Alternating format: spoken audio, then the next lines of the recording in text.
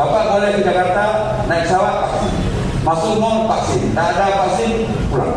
Pemerintah Aceh saat ini gencar mensosialisasikan manfaat vaksin bagi masyarakat. Gubernur, sekretaris daerah, dan para kepala SKPA secara berkala turun ke masyarakat untuk meninjau realisasi vaksin. Sekretaris daerah Takwala Rabu kemarin saat berkunjung ke Takengon menyebut kebijakan itu dalam upaya mempercepat pembentukan kekebalan kelompok di Aceh guna memutus mata rantai penyebaran COVID-19.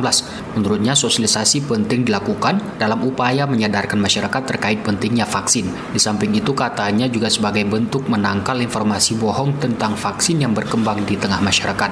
Sekda Takwala melaporkan per 1 Oktober 2021 masyarakat Aceh yang telah mendapat vaksin dosis pertama berjumlah 1.020.155 orang yang terdiri dari 61.274 tenaga kesehatan, 29.564 orang masyarakat lanjut usia, 304.767 orang petugas pelayanan publik, 599.301 orang masyarakat rentan dan umum, serta 25.249 orang anak usia remaja.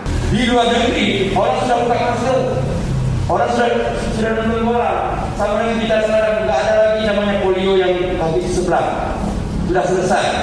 Tapi tidak diizinkan orang masuk karena banyak negara yang belum. Indonesia tidak boleh datang. Orang Aceh kan tidak. Bapak dari mana? Di wawancara dari Aceh balik.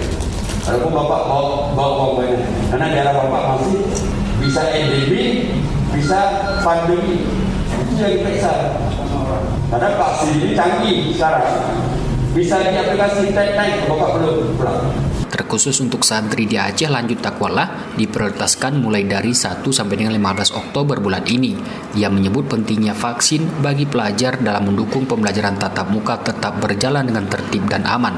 Pemberian vaksin katanya juga mencakup kepada warga Dayak yang meliputi pimpinan dan dewan guru. Muhammad Sanusi, RRI Takengon melaporkan.